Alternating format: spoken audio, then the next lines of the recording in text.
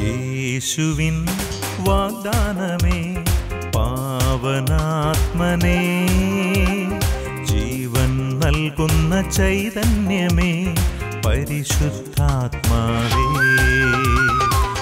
യേശുവിൻ വാഗ്ദാനമേ പാവനാത്മനേ, ജീവൻ നൽകുന്ന ചൈതന്യമേ പരിശുദ്ധാത്മാവേ. ആത്മാവേ എന്നിൽ നിറയണമേ, ആത്മാവേ എന്നിൽ നിറയണമേ, അഭിഷേകത്തിൻ നിറവായി മാറ്റണമേ, അഭിഷേകത്തിൻ നിറവായി മാറ്റണമേ.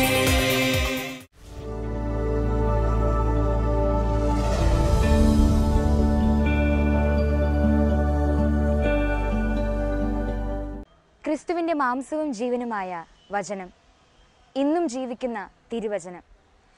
ആ വചനം നമ്മുടെ ഹൃദയത്തിൽ നാം ഏറ്റെടുത്തിട്ടുണ്ടോ? അങ്ങനെ ഏറ്റെടുത്ത ആ വചനം എത്രത്തോളം നാം നമ്മുടെ ജീവിതത്തിൽ പ്രാവർത്തികമാക്കിയിട്ടുണ്ട്? നിങ്ങൾ ലോകമെങ്ങും പോയി എല്ലാ സൃഷ്ടികളോടും സുവിശേഷം പ്രസംഗിക്കുവിൻ എന്ന് അവിടുത്തെ വചനം നമ്മെ പഠിപ്പിക്കുന്നു. നാം സ്വായത്തമാക്കുന്ന ആ വചനങ്ങൾ നമ്മുടെ സഹോദരങ്ങളിലേക്ക് പകർന്നു കൊടുക്കുവാൻ നാം എത്രത്തോളം പരിശ്രമിച്ചിട്ടുണ്ടെന്ന് ഇന്നത്തെ ഷെമാ ഇസ്രായേലിലൂടെ നമുക്കൊന്ന് ചിന്തിക്കാം. ഇന്ന് നമുക്കായി സന്ദേശം നൽകുന്നത് കാരീസ് ഭവനിലെ ഫാദർ ബിജിൽ ചക്കിയത്താണ്. ഒരു വ്യക്തിയുടെ ജീവിത സാക്ഷ്യം കേട്ടുകൊണ്ട് ഇന്നത്തെ വചന ശുശ്രൂഷയിലേക്ക് പ്രവേശിക്കാം. ദൈവം നമ്മെ സമർത്ഥമായി അനുഗ്രഹിക്കട്ടെ. എൻ്റെ പേര് മാത്യു. ഞാൻ മുണ്ടക്കയത്തിൽ നിന്നും വരുന്നു. 1992 മുതൽ ഞാനിവിടെ സ്ഥിരമായി വരാറുണ്ടായിരുന്നു. എനിക്ക് മാതാവിലൂടെ ധാരാളം അനുഗ്രഹങ്ങൾ ലഭിച്ചിട്ടുണ്ട്. ഇവിടെ സാക്ഷ്യപ്പെടുത്താമെന്ന് പറഞ്ഞപ്പോൾ തന്നെ അതിൽ പ്രശ്നം മാറിക്കിട്ടി. എൻ്റെ മകൾ സ്കൂളിൽ വെച്ച് സംസാരിക്കാനാവാതെ പെട്ടെന്ന് കൈവിരലുകൾ കോച്ചി പോവുകയും ചെയ്തത് ഇവിടെ സാക്ഷ്യപ്പെടുത്താമെന്ന് പറഞ്ഞ് ഉടൻ തന്നെ സുഖപ്പെട്ടു. എൻ്റെ മകൾക്ക് ഡെങ്കിപ്പനി കൂടി കൈകൾ കോച്ചിയ സമയം ഇവിടെ സാക്ഷ്യപ്പെടുത്താമെന്ന് നേർന്നപ്പോൾ പനി കുറഞ്ഞു, സുഖപ്പെട്ടു. എൻ്റെ മകളുടെ മൈഗ്രെയിൻ തലവേദന സുഖപ്പെടുകയും 10ാം ക്ലാസ്സിൽ നല്ല മാർക്ക് ലഭിക്കുകയും ചെയ്തു. ഇതേ രീതിയിൽ കഴിഞ്ഞ 20 വർഷങ്ങളായി ഞങ്ങൾക്ക് ഒരു 100 അനുഗ്രഹങ്ങളെങ്കിലും കിട്ടിയിട്ടുണ്ട്. അനുഗ്രഹങ്ങൾ കിട്ടിയതിന് മാതാവിനും ഈശോയ്ക്കും 100 നന്ദി പറയുന്നു. സാക്ഷ്യപ്പെടുത്താൻ താമസിച്ചതിനും പറയാതിരുന്നതിനും ക്ഷമ ചോദിക്കുന്നു. യേശുവെ നന്ദി, യേശുവെ സ്തോത്രം.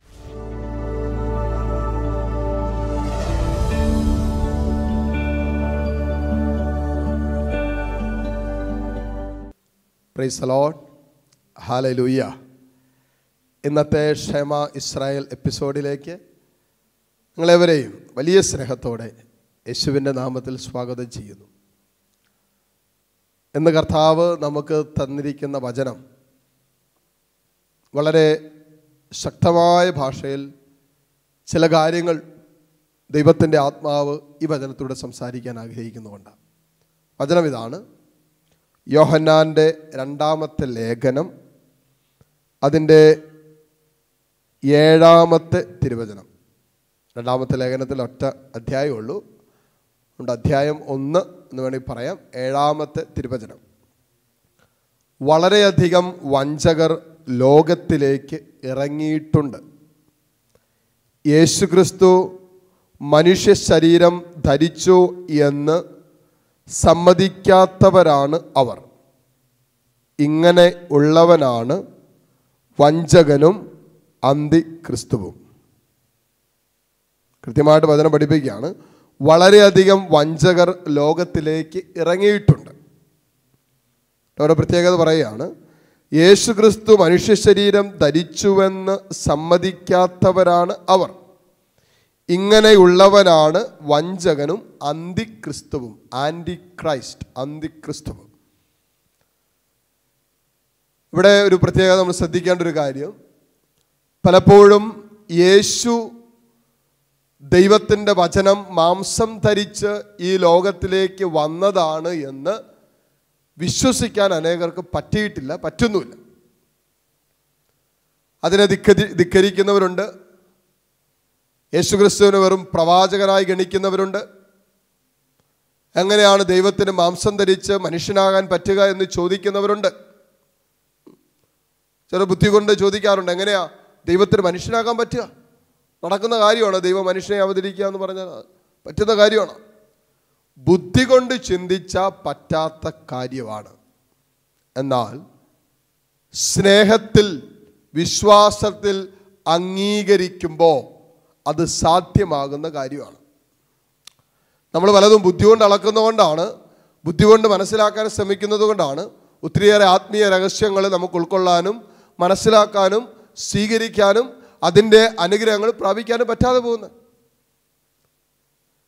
ചിലരൊക്കെ ഞാൻ കണ്ടിട്ടുണ്ട്, പ്രായമായ മാതാപിതാക്കൾ വീട്ടിലുണ്ടെങ്കിൽ പലരും പറയാണ്ടോ, ഇനിയിപ്പോൾ ഇതിനെ കൊണ്ട് വലിയ ഉപകാരമൊന്നുമില്ല, ഉപയോഗവുമില്ല, നമുക്കിതോടൊന്നും കിട്ടാനില്ല, അതുകൊണ്ട് ഇതിനെന്തിനാ നോക്കുന്നേ, ഇതിനേക്കാളും ഭേദം നോക്കാതിരിക്കുന്നത്, വേറെ എവിടെയെങ്കിലും കൊണ്ടുപോയിടാം എന്ന് പറഞ്ഞ് പല പ്രായമായ മാതാപിതാക്കളെയും ബുദ്ധി കൊണ്ട് ചിന്തിച്ച് ആലോചിച്ച് വൃദ്ധസദനങ്ങളിൽ കൊണ്ടുപോയാക്കുന്നവരുണ്ട്. ചിലരൊക്കെ എന്തിനാണ് ഈ പ്രായമായതിനെ നോക്കുന്നത്, എന്തിനാ ഈ തള്ളേനെ നോക്കുന്നത്, നിനക്ക് എന്നാ കിട്ടാനാ, നിനക്ക് എന്ത് കിട്ടും അല്ലേ? അതുകൊണ്ടാണല്ലോ ഒന്നും കിട്ടാനില്ലാത്തത് കൊണ്ടും നമുക്കിതുകൊണ്ട് വലിയ ലാഭമില്ലാത്തത് കൊണ്ട്, ഈ കച്ചവടം വലിയ ലാഭമില്ലാത്തത് കൊണ്ടാണല്ലോ നമ്മൾ ചില പ്രായമായവരെ ഇങ്ങനെയുള്ള വൃദ്ധസദനങ്ങളിൽ എത്തിക്കുന്നത്. ബുദ്ധിയാണ് അവിടെ പ്രവർത്തിക്കുന്നത്. എന്നാൽ സ്നേഹം കൊണ്ട് അംഗീകരിക്കുമ്പോൾ ഇതൊക്കെ പറ്റും. സ്നേഹത്തിൽ ഇതെടുക്കുമ്പോൾ ഇതൊക്കെ സാധ്യമാണ്.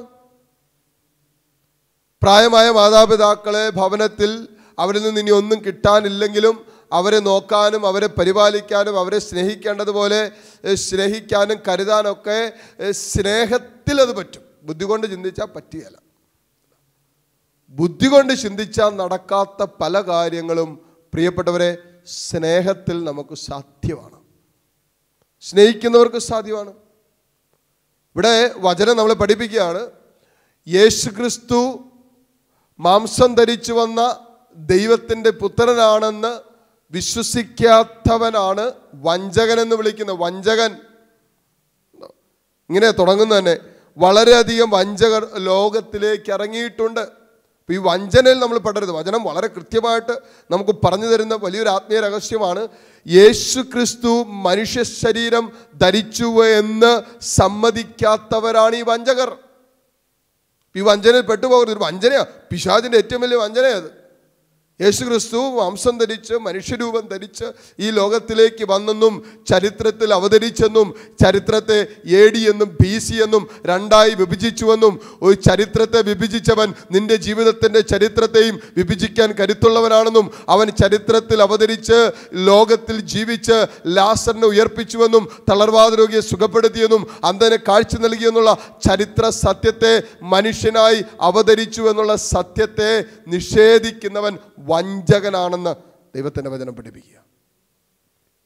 അനേകര്, പല വിശ്വാസത്തിൽ നിൽക്കുന്ന അനേകര് ഈ വഞ്ചനയിൽ പെട്ടു നിൽക്കുന്നവരുണ്ട്.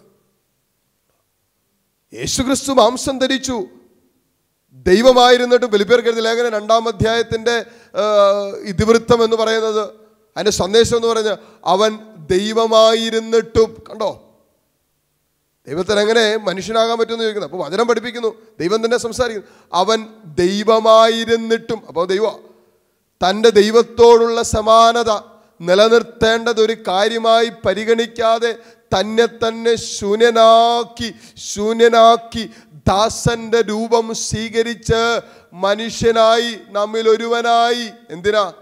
അവൻ നമ്മെ സ്നേഹിച്ചതുകൊണ്ട്. കണ്ടോ, അതല്ലോ യോഹന്നാന്റെ സുവിശേഷം 3-ാം അധ്യായം 16-ാമത്തെ വചനം പറയുന്നത്.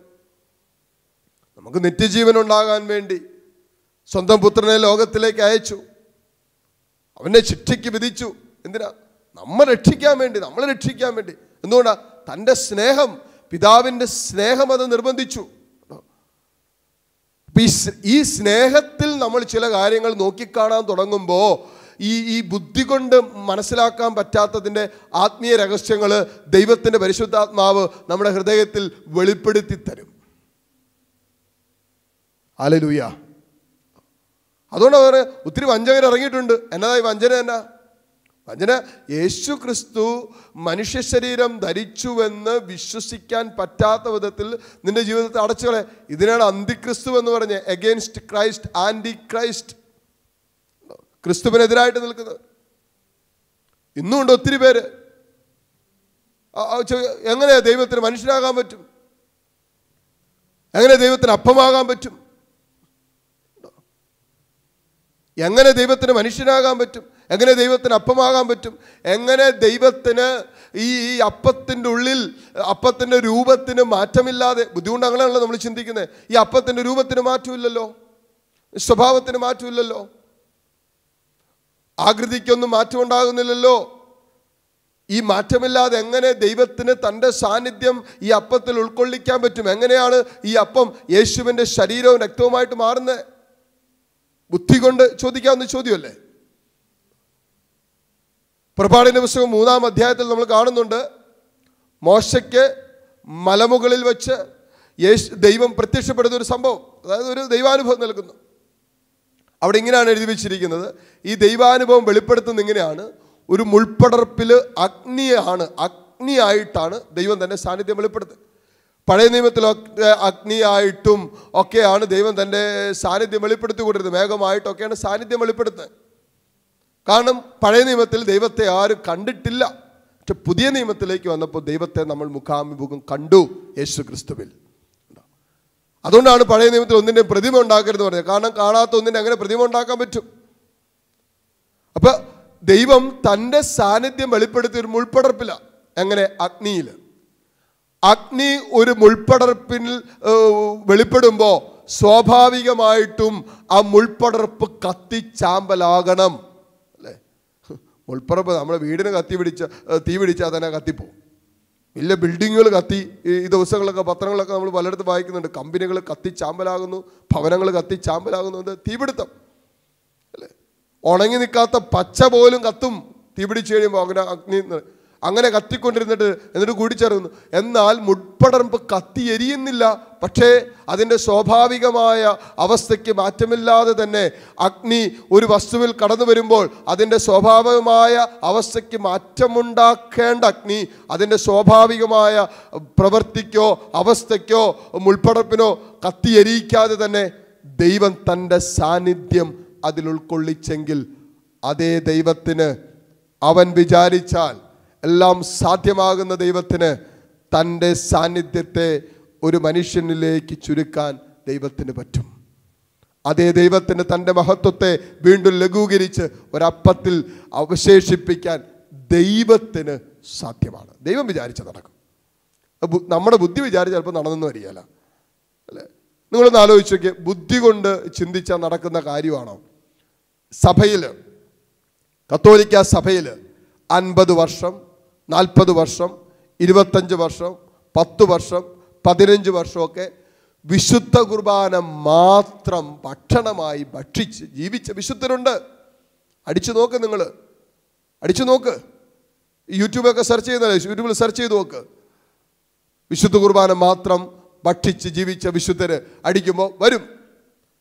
സഭയിൽ 100-200-ലധികം വരുന്ന അഴുകാത്ത ശരീരങ്ങളുള്ള വിശുദ്ധരുണ്ട്. അടിച്ചു നോക്ക്, യൂട്യൂബിൽ അടിച്ചു നോക്ക്, ഇൻകറപ്റ്റഡ് ബോഡീസ് ഓഫ് ദ സെയിൻസ് അടിക്ക്, കിട്ടും. ബുദ്ധി കൊണ്ട് ചിന്തിച്ചാൽ നടക്കോ? ഞാൻ കഴിഞ്ഞ വർഷം യൂറോപ്പിൽ പോയപ്പോൾ പാതിരോപ്പിയുടെ അഴുകാത്ത ശരീരം കാണണമെന്ന് എനിക്ക് ഭയങ്കര ആഗ്രഹമായിരുന്നു. കാരണം ദൈവകരുണയുടെ വർഷം ഫ്രാൻസിസ് മാർപ്പാപ്പ ചെയ്തൊരു കാര്യം, ഈ വിശുദ്ധൻ്റെ അഴുകാത്ത ശരീരം റോമിൽ കൊണ്ടുവന്ന് വെച്ചു പൊതുദർശനത്തിന്. അപ്പോൾ അതൊക്കെ വായിച്ച് കേട്ടതിൻ്റെ എനിക്കൊരു ആഗ്രഹം ഉണ്ടായിരുന്നു, എന്തെങ്കിലും യൂറോപ്പിൽ പോകുമ്പോൾ ഈ വിശുദ്ധൻ്റെ അടുത്ത് പോകണം, വിശുദ്ധനെ കാണണം, അഴുകാത്ത ശരീരം കാണണം. അങ്ങനെ ഇറ്റലിയിൽ സാൻ ജിയാവോൻ എന്ന് പറയുന്ന ഒരു സ്ഥലത്ത് ഇപ്പോഴും ഈ വിശുദ്ധൻ്റെ അഴുകാത്ത ശരീരരിപ്പുണ്ട്. 50 വർഷം കഴിഞ്ഞ് കല്ലറ തുറന്നപ്പോൾ, ഈ വിശുദ്ധൻ്റെ നാമകരണത്തിന് വേണ്ടി കല്ലറ തുറന്നപ്പോൾ ഈ വിശുദ്ധൻ്റെ ശവശരീരം അഴുകാതിരിക്കുക, ഒരു പോറൽ പോലും ഏൽക്കാതിരിക്കുക. ബുദ്ധി കൊണ്ട് ചിന്തിച്ചാൽ നടക്കോ? ഈ 200-ലധികം വരുന്ന വിശുദ്ധരുടെ അഴുകാത്ത ശരീരങ്ങളുണ്ട്. ബുദ്ധി കൊണ്ട് ശ്രമിക്കും, നടക്കോ? ചിന്തിച്ചാൽ പറ്റോ? ഈ ബുദ്ധി കൊണ്ട് അളന്ന പറ്റാത്ത കുറേ കാര്യങ്ങൾ വിശ്വാസത്തിൽ, സ്നേഹത്തിൽ സാധ്യമാണ്, നടക്കും. അത്ഭുതങ്ങൾ നടക്കണമെങ്കിൽ ബുദ്ധിയല്ല, ബുദ്ധി മാറ്റിവെക്കണം. എന്നിട്ട് വിശ്വാസത്തിലും ദൈവസ്നേഹത്തിലും ആത്മീയ രഹസ്യങ്ങളെ നോക്കിക്കാണാൻ തുടങ്ങുമ്പോൾ ആത്മീയ രഹസ്യങ്ങൾ നമുക്ക് മനസ്സിലാക്കാൻ പറ്റും. അതാണ്. അപ്പോൾ ഒരു പ്രായമായ തള്ളെ അമ്മയൊക്കെ നോക്കാമെന്ന് പറഞ്ഞാൽ ബുദ്ധി കൊണ്ട് ചിന്തിച്ചാൽ നടക്കുന്ന കാര്യമില്ല. പക്ഷെ സ്നേഹത്തിൽ അത് പറ്റും. പരിശുദ്ധ അമ്മ, ഞാൻ ഇങ്ങനെ ചിന്തിക്കുകയാണ്, പരിശുദ്ധ അമ്മയ്ക്ക് ആദ്യം ദൈവത്തിൻ്റെ പ്രത്യക്ഷീകരണം ഉണ്ടാകുമ്പോൾ മാലാഖ വന്നിട്ട് പറയുന്ന കാര്യമുണ്ട്, നീ ഒരു പുത്രൻ ജനിക്കും, നിനക്കൊരു പുത്രൻ ഉണ്ടാവും. അപ്പോൾ അമ്മ ചോദിക്കുന്നൊരു ചോദ്യമുണ്ട്, ഇതെങ്ങനെ സംഭവിക്കും? ഞാനിങ്ങനെ ചിന്തിക്കാൻ ആഗ്രഹിക്കുകയാണ്. പരിശുദ്ധ അമ്മ ആദ്യം ബുദ്ധി കൊണ്ട് ഈ സാഹചര്യത്തെ മനസ്സിലാക്കാൻ ശ്രമിച്ചു. ബുദ്ധി കൊണ്ട് ഇതെങ്ങനെ സംഭവിക്കും? സാധാരണ ഒരു സ്ത്രീ ഗർഭിണിയാവുന്നത് എങ്ങനെയാണ്? പുരുഷൻ്റെ സ്പർശനം വേണം, പുരുഷന് അറിയണം. പുരുഷനറിയാതെ ഒരു സ്ത്രീ അങ്ങനെ ഗർഭിണിയാകുന്നത്. അപ്പോൾ പരിശുദ്ധ അമ്മ നോക്കിയപ്പോൾ ഞാൻ പുരുഷനറിയില്ലല്ലോ. ബുദ്ധി അവിടെ ഞാൻ പുരുഷനറിയില്ലല്ലോ, ഞാൻ പുരുഷനറിയാൻ ഞാൻ എങ്ങനെ ഗർഭിണിയാകും? അപ്പം അമ്മ ബുദ്ധി കൊണ്ട് അവിടെ ചിന്തിക്കാൻ തുടങ്ങിയിട്ടുണ്ടാകണം. പക്ഷേ തൻ്റെ ബുദ്ധി വിശ്വാസത്തിലും ദൈവസ്നേഹത്തിലും അടിയറ വെച്ചപ്പോൾ അമ്മ പറഞ്ഞു, ഇതാ കർത്താവിൻ്റെ ദാസി, നിന്റെ വചനം പോലെ നിന്റെ ഇഷ്ടം പോലെ സംഭവിക്കട്ടെ. ഇതാ സ്നേഹത്തിൽ ഞാനത് അംഗീകരിക്കുന്നു. അതാണ് പറഞ്ഞേ. വിശ്വാസത്തിൽ ഞാനത് ഏറ്റെടുക്കുന്നു എന്നാ അമ്മ പറഞ്ഞേ. ബുദ്ധി കൊണ്ട് മനസ്സിലാക്കാൻ പറ്റുന്നില്ല. ഒരാൾ എന്നെ തൊടാതെ, എൻ്റെ ശരീരത്തിൽ തൊടാതെ ഞാൻ ഗർഭിണി, എനിക്ക് ബുദ്ധി കൊണ്ട് ചിന്തിക്കാൻ പറ്റുന്ന കാര്യം. പക്ഷേ വിശ്വാസത്തിൽ അംഗീകരിക്കുന്നു, ദൈവസ്വരത്തിന് കീഴ്വഴങ്ങുന്നു എന്ന് പറഞ്ഞപ്പോൾ അത് അമ്മയുടെ ഉദരത്തിൽ അത്ഭുതമായിട്ട് മാറിയില്ലേ? ഇന്നും സയൻസിന് പ്രൂവ് ചെയ്യാൻ പറ്റുമോ? പറ. ഇന്ന് മെഡിക്കൽ സയൻസിന് പ്രൂവ് ചെയ്യാൻ പറ്റാത്തൊരു കാര്യമാണ് പുരുഷൻ്റെ സ്പർശനമില്ലാതെ ഒരു സ്ത്രീ ഗർഭിണിയാകുക. അത് പരിശുദ്ധ അമ്മയുടെ ജീവിതത്തിൽ കന്യകയാ ഗർഭം ധരിക്കുക എന്നുള്ള പ്രവചനം പരിശുദ്ധ അമ്മയുടെ ഉദരത്തിൽ പൂർത്തിയായത് അമ്മ ബുദ്ധി കൊണ്ട് അളക്കാതെ ഹൃദയം കൊണ്ട് സ്നേഹത്തിൽ അംഗീകരിച്ചപ്പോൾ അത് ജീവിതത്തിൽ പൂർത്തിയായി. അതാണ് വചനം പറയുന്നത്. യേശുക്രിസ്തു ശരീരം ധരിച്ചുവെന്ന് വിശ്വസിക്കാത്തവര് അന്തിക്രിസ്തുവിന്റെ ആത്മാവ് കുടികൊള്ളുന്ന അന്തിക്രിസ്തുവിന്റെ എതിർ ക്രിസ്തുവിന്റെ ആത്മാവുള്ളവനാ. അപ്പൊ ആരൊക്കെ യേശു ശരീരത്തിൽ വന്നില്ല, മനുഷ്യരൂപം സ്വീകരിച്ചിട്ടില്ല, മനുഷ്യനെ അവതരിച്ചിട്ടില്ല എന്നാരൊക്കെ നിങ്ങളുടെ മുഖത്ത് നോക്കി പറയുന്നുണ്ടോ അവരിലൊക്കെ പ്രവർത്തിക്കുന്ന അരൂപി അന്തിക്രിസ്തുവിന്റെ എതിർ ക്രിസ്തുവിന്റെ അരൂപിയാ. അത് വഞ്ചനയുടെ അരൂപിയാ. നിന്നു കൊടുക്കരുത്. അതാര് പറഞ്ഞാലും, നിന്റെ അടുത്ത് ആര് സംസാരിച്ചാലും. കാരണം ഇത് വിശ്വാസത്തിലും സ്നേഹത്തിലും ഏറ്റെടുക്കുമ്പോൾ ക്രിസ്തുവിൽ വെളിപ്പെട്ട സുവിശേഷത്തിൻ്റെ പ്രകാശവും ശക്തിയും കാൽവരി കുരിശിൽ ചരിത്രത്തിൽ 3 ആണികളിൽ ഈശോ പിടഞ്ഞു മരിച്ചപ്പോൾ സ്വർഗം പൂർത്തിയാക്കിയതൊക്കെ നിന്നിലേക്ക് പൂർത്തീകരിക്കപ്പെടണമെങ്കിൽ ആ സൗഖ്യവും ആ വിടുതലും ആ അഭിഷേകവും അനുഗ്രഹവും നിന്നിലേക്ക് കടന്നു വരണമെങ്കിൽ ഇത് വിശ്വാസത്തിലും സ്നേഹത്തിലും അംഗീകരിച്ച് ഏറ്റെടുക്കുമ്പോൾ കുരിശിൽ വെളിപ്പെടുത്തിയ സ്വർഗം വെളിപ്പെടുത്തിയ പ്രവൃത്തി നിന്നിൽ പൂർത്തിയാവും. അപ്പം ഇതിനെ അടച്ചു കളയുന്ന സ്പിരിറ്റ് അന്തിക്രിസ്തുവിൻ്റെ എതിർ ക്രിസ്തുവിൻ്റെ ആത്മാവാണ്. അത് വഞ്ചനയാണ്. അതുകൊണ്ടാണ് വചനം കൃത്യമായിട്ട് പറഞ്ഞില്ലേ, വളരെയധികം വഞ്ചകർ ലോകത്തിലേക്ക് ഇറങ്ങിയിട്ടുണ്ട്. ആരാ വഞ്ചകൻ? പിശാച്. പിശാചിൻ്റെ സ്വഭാവമാണ് വഞ്ചന. വചനത്തിലൊക്കെ പഠിക്കുന്നത് പുരാതന സർപ്പം, വഞ്ചകൻ, സാത്താൻ എന്ന് വിളിക്കപ്പെടുന്നത്. അപ്പോൾ പിശാചാണ് ഈ വഞ്ചിക്കുന്നത്. എന്നാ വഞ്ചിക്കുന്നത്? യേശുക്രിസ്തു മാംസം ധരിച്ച് വന്നവനല്ല, യേശു ദൈവമല്ല എന്നൊക്കെ നിൻ്റെ അടുത്ത് പറയുന്നത്. യേശു വെറും മനുഷ്യനാണ് എന്ന് പറയുന്നവൻ, യേശു ചരിത്രത്തിൽ ജീവിച്ചിരുന്ന വെറൊരു ജീവിച്ച് കടന്നുപോയ ഒരുത്തനാണ് എന്നൊക്കെ പറയുന്നതും, അല്ലെങ്കിൽ ഒരു പ്രവാചകനാണ്, വെറൊരു പ്രവാചകനാണെന്നൊക്കെ ഗണത്തിൽപ്പെടുത്തുന്നത് ഈ വഞ്ചകൻ്റെ സ്പിരിറ്റാണ്. അതായത് പിശാചിൻ്റെ സ്പിരിറ്റാണ്, നുണയുടെ സ്പിരിറ്റാണ് പ്രവർത്തിച്ചു കൊണ്ടിരിക്കുന്നത്. നിൻ്റെ വിശ്വാസത്തെ, നിൻ്റെ വിശുദ്ധ ജീവിതത്തെ, നിൻ്റെ പ്രാർത്ഥനയുടെ, നിൻ്റെ അഭിഷേകത്തെ, നിൻ്റെ കൃപയുടെ സമൃദ്ധിയെ, നിൻ്റെ നിത്യജീവനെ അപകടത്തിലാക്കാനുള്ള സാത്താൻ്റെ കെണിയാണ്, വഞ്ചനയാണ് ഇതെന്ന് മനസ്സിലാക്കിയിട്ട് പരിശുദ്ധാത്മാവെ ഹൃദയത്തിൽ വിശ്വസിക്കാൻ, ഹൃദയത്തിൽ സ്നേഹം കൊണ്ട് ചിലതൊക്കെ ഏറ്റെടുക്കാൻ അഭിഷേകം തരണമെന്ന് പറഞ്ഞ് പ്രാർത്ഥിക്കുക. തുറന്നു വരുന്ന ആരാധനയുടെ സമയം ദിവ്യകാരുണ്യ ഈശോ ഇതിൽ ജീവിക്കുന്ന കർത്താവിൻ്റെ സാന്നിധ്യമുണ്ട്. അനേകരുടെ ജീവിതത്തിൽ അനുഭവിച്ചതും സ്വന്തമാക്കിയതും 2000 വർഷത്തെ സഭയുടെ വിശ്വാസത്തിൻ്റെ രഹസ്യമാണ് ഈ കുദാശ. എൻ്റെ മുമ്പിലിരിക്കുമ്പോൾ ദൈവമേ, വിശ്വാസത്തിൻ്റെ സ്നേഹത്തിൻ്റെ കണ്ണ് തുറന്ന് ഈശോയുടെ സാന്നിധ്യം അനുഭവിച്ച് പ്രാർത്ഥിക്കാൻ കൃപ തരണമേ. നമുക്ക് പ്രാർത്ഥിക്കാം. ബുദ്ധി കൊണ്ടളക്കാതെ ഹൃദയത്തിൽ സ്നേഹം വെച്ച് ഇതൊക്കെ മനസ്സിലാക്കി അനുഗ്രഹങ്ങൾ എടുക്കാൻ ഈ നിമിഷം നമുക്ക് പ്രാർത്ഥിക്കാം. സർവശക്തനായ ദൈവം നമ്മെ അതിന് സമൃദ്ധമായി അനുഗ്രഹിക്കട്ടെ. ആമേൻ. പൂർണ്ണ മനസ്സോടും പൂർണ്ണ ഹൃദയമോടും പൂർണ്ണാത്മാവോടും ഈശോയെ അങ്ങേ ഞാൻ സ്നേഹിക്കുന്നു. കരങ്ങൾ കൂപ്പാം, കണ്ണുകൾ അടയ്ക്കാം, പ്രാർത്ഥിക്കാം. പരിശുദ്ധ പരമ ദിവ്യകാരുണ്യ നാഥനായ ഈശോയ്ക്ക് എന്നേരവും ആരാധനയും സ്തുതിയും പുകഴ്ചയും ഉണ്ടായിരിക്കട്ടെ. കരങ്ങൾ രണ്ടും തുറന്ന് യാചനാപൂർവ്വം പിടിക്കാം, പ്രാർത്ഥിക്കാം. നമുക്ക് ആവശ്യമുള്ളതൊക്കെ തമ്പുരാൻ്റെ കരങ്ങളിൽ നിന്നും സ്വീകരിക്കാൻ സ്വർഗം നൽകിയ നിമിഷങ്ങളാണിത്. ഇതാ ദിവ്യകാരുണ്യത്തിൽ ഈശോയുണ്ട്, ഈശോയുടെ സ്നേഹമുണ്ട്, അവൻ്റെ സാന്നിധ്യമുണ്ട്. ഇത് ജീവിക്കുന്ന കർത്താവാണ് ഈ അപ്പത്തിൽ നമ്മുടെ മുമ്പിലായിരിക്കുന്നത്. ബുദ്ധി കൊണ്ട് ആലോചിച്ച് ചിന്തിച്ച് ഭാരപ്പെടുന്നതിനേക്കാളും നല്ലത് ഹൃദയം കൊണ്ട് ഈശോയുടെ സാന്നിധ്യം അംഗീകരിച്ച് സ്നേഹിച്ച് സ്വന്തമാക്കുന്നതാണ്. അപ്പോൾ ആ സാന്നിധ്യം നിനക്കിപ്പോൾ അനുഭവിക്കാൻ പറ്റും. ഈശോയെ ഞാൻ വിശ്വസിക്കുന്നു, വിശ്വാസത്തിൽ നിന്നെ ഞാൻ കാണുന്നു. ഈ അപ്പത്തിൽ അങ്ങ് പൂർണ്ണമായും ജീവിക്കുന്നവനായി എഴുന്നള്ളിയിരിക്കുന്നെന്ന് ഈശോയെ ഞങ്ങൾ വിശ്വസിക്കുന്നു.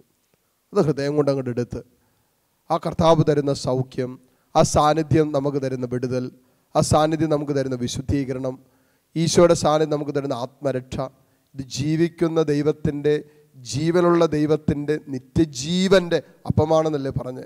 ഇത് ഭക്ഷിക്കുന്നവൻ ഒരിക്കലും മരിക്കില്ലെന്നല്ലേ ഈശോ പറഞ്ഞ്. ആ ഒരു ബോധ്യം ആത്മാവ്, പരിശുദ്ധാത്മാവ് നമുക്കിപ്പോൾ തരട്ടെ. പ്രാർത്ഥിച്ചുകൊണ്ടിരിക്കുക, ഈശോയെ ദൈവിക ജ്ഞാനം എനിക്ക് തരണമേ. എൻ്റെ ബുദ്ധി കൊണ്ട് കാര്യങ്ങൾ അളക്കാതെ ഹൃദയം കൊണ്ടും വിശ്വാസം കൊണ്ടും സ്നേഹം കൊണ്ടും കർത്താവെ കാര്യങ്ങൾ നോക്കിക്കാണാൻ കൃപ തരണമെന്ന് പ്രാർത്ഥിക്കാം. ബുദ്ധി എപ്പോഴെങ്കിലൊക്കെ ബുദ്ധിയിൽ അന്ധകാരം കയറിയിട്ട് ബുദ്ധി അടഞ്ഞു പോയിട്ടുള്ള മക്കളൊക്കെ നമ്മുടെ കുടുംബങ്ങളിലുണ്ടാകും. പ്രാർത്ഥനയില്ല, പള്ളിയിൽ പോകുന്ന കാര്യം താല്പര്യമില്ല, ആത്മീയ കാര്യങ്ങളോട് മറുതലിക്കുന്നവർ, അങ്ങനെയുള്ള കാര്യങ്ങൾ കേൾക്കാൻ പോലും താല്പര്യമില്ലാത്തവർ, നിരീശ്വരവാദ ചിന്തകളിലൂടെ കടന്നു പോകുന്നത്, എല്ലാ സഭാത്മകമായ ജീവിതത്തെയും എതിർക്കുന്നവർ, കൂദാശകളെ തള്ളിപ്പറയുന്നവർ, ആത്മീയ കാര്യങ്ങളോട് വിരസത കാണിക്കുന്നവർ, അങ്ങനെയുള്ള കാര്യങ്ങളെ തെറ്റായി വ്യാഖ്യാനിക്കുന്നവർ ഒക്കെ നമ്മുടെ കുടുംബങ്ങളിലൂടെ കളിയാക്കുന്നവരൊക്കെ ഉണ്ടാകാം. ആ മക്കളെയൊക്കെ പ്രത്യേകം നമുക്ക് ഓർത്ത് പ്രാർത്ഥിക്കാം. അതോടൊപ്പം തന്നെ നമ്മുടെ ജീവിതത്തിലും ജീവിക്കുന്ന കർത്താവ് യഥാർത്ഥ സത്യ ദൈവമാണെന്ന് വിശ്വസിക്കാൻ പറ്റാത്ത രീതിയിൽ നമ്മുടെ കണ്ണുകൾക്ക് കടന്നു വന്നിട്ടുള്ള ആത്മീയ നയനങ്ങൾ കടന്നിട്ടുള്ള എല്ലാ അന്ധകാരത്തെയും ഈശോ എടുത്തു മാറ്റണമെന്ന് പ്രാർത്ഥിക്കാം. യേശു മനുഷ്യനായി ഈ ലോകത്തിൽ വന്നുവെന്നും നമ്മുടെ പാപങ്ങൾക്ക് വേണ്ടി കാൽവരി കുരിശിൽ പിടഞ്ഞു മരിച്ചുവെന്നും അങ്ങനെ നമുക്ക് നിത്യജീവൻ നേടിത്തന്നെന്നും സ്വർഗത്തിൻ്റെ അവകാശം സ്വന്തമാക്കി തന്നെന്നും ഹൃദയത്തിൽ വിശ്വസിക്കാൻ പറ്റാത്ത രീതിയിൽ വിശ്വാസത്തിൻ്റെ മേഖല നിൽക്കുന്ന എല്ലാ അസ്വസ്ഥതകളും ഈശോ എടുത്തു മാറ്റണമെന്നൊന്ന് പ്രാർത്ഥിക്കാവോ? ഈശോയെ വിശ്വസിക്കാൻ പറ്റാത്ത മേഖലകളുണ്ട്, അന്ധവിശ്വാസത്തിൻ്റെ മേഖലകളുണ്ട്, അവിശ്വാസത്തിൻ്റെ മേഖലകളുണ്ട്. ഈശോയെ ഇതെല്ലാം ഇപ്പോൾ തൊട്ട് വിശുദ്ധീകരിക്കണമെന്ന് പ്രാർത്ഥിക്കാം. കരങ്ങൾ തുറന്ന് ഈശോയിലേക്ക് പിടിച്ചൊന്ന് സ്തുതിച്ച് പ്രാർത്ഥിച്ചുകൊണ്ടിരിക്കുക. കർത്താവിൻ്റെ സ്നേഹം നമ്മളെ വിശുദ്ധീകരിക്കുന്ന സമയം, ഈശോയുടെ സാന്നിധ്യം നമ്മളെ തൊടുന്ന സമയം, ഈശോയുടെ സാന്നിധ്യം നമുക്ക് അത്ഭുതകരമായി വിടുതൽ സൗഖ്യം തരുന്ന സമയം, ഈശോ ഇതാ നമ്മളെ തൊട്ടനുഗ്രഹിക്കുന്ന സമയം. തൊട്ടടുത്ത് ഈശോയുണ്ട്. അതുകൊണ്ടല്ലേ വചനം പറയുന്നത്, ഈശോ അരികെയുള്ളപ്പോൾ അവനെ വിളിക്കുക, ഈശോ കൂടെ ഉള്ളപ്പോൾ അനുഗ്രഹങ്ങൾ സ്വീകരിക്കുക. ഇതാ ഈശോ കൂടെയുണ്ട്, അത് വിശ്വസിച്ച് ഏറ്റെടുത്തൊന്ന് പ്രാർത്ഥിച്ചുകൊണ്ടിരുന്നേ. Hallelujah, hallelujah, hallelujah, hallelujah. യേശുവേ ആരാധന, ഈശോയെ ആരാധന. കർത്താവെ കാരുണ്യവാനായ ദൈവമേ, ഈ ദിവ്യകാരുണ്യത്തിൽ നിന്നും ഇപ്പോൾ തന്നെ പുറപ്പെട്ട് ഈ മക്കളെ സുഖപ്പെടുത്തണമെന്ന് പ്രാർത്ഥിക്കുന്നു. ഈശോയെ ഇവിടെ വിശ്വാസത്തിൻ്റെ മേഖലയിൽ നിൽക്കുന്ന എല്ലാ അപജയങ്ങളിൽ നിന്നും വിടുതൽ നൽകണമെന്ന് പ്രാർത്ഥിക്കുന്നു. ഇവിടെ വിശ്വാസത്തിൻ്റെ മേഖലയിൽ ഇവർ നേരിട്ടുകൊണ്ടിരിക്കുന്ന എല്ലാ പ്രതിസന്ധികളെയും പരിശുദ്ധാത്മാവെ ഇപ്പോൾ എടുത്തു മാറ്റണമെന്ന് പ്രാർത്ഥിക്കുന്നു. ദിവ്യകാരുണ്യ ഈശോയുടെ സ്നേഹം ഈ മക്കളെ വലയം ചെയ്യട്ടെ. അനേകം വിശുദ്ധരെ വീണ്ടെടുത്ത ദിവ്യകാരുണ്യനാഥൻ്റെ സ്നേഹവും കാരുണ്യവും ഇപ്പോൾ ഇവരുടെ ഹൃദയങ്ങളെ കീഴടക്കട്ടെ. ഈശോയെ കൃപയൊഴുകണമേ. ഈശോയെ ഈ ദിവ്യകാരുണ്യത്തിൽ നിന്നും നിൻ്റെ കരുണ ഒഴുക്കണമേ. കർത്താവെ മനസ്സും അടുത്തിരിക്കുന്ന മക്കളിലേക്ക് കർത്താവിൻ്റെ കരുണ ഒഴുകട്ടെ. ഇന്നലകളുടെ പാപഭാരം പേറുന്ന മക്കളിലേക്ക് ഈശോയുടെ കരുണ ഒഴുകട്ടെ.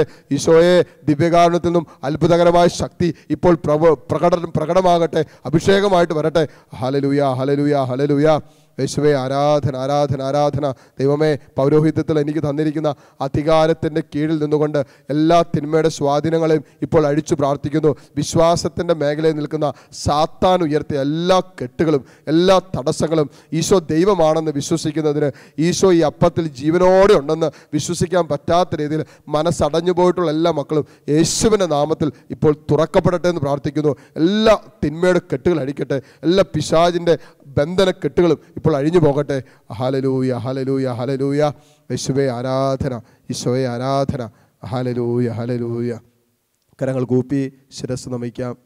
പരിശുദ്ധ കുർബാനയുടെ നമുക്ക് ആശീർവാദം സ്വീകരിക്കാം. ദൈവമേ, ഈശോയെ അങ്ങ് സത്യമാണെന്ന് ഒരു ബോധ്യം എൻ്റെ ഹൃദയത്തിൽ തരണമേ.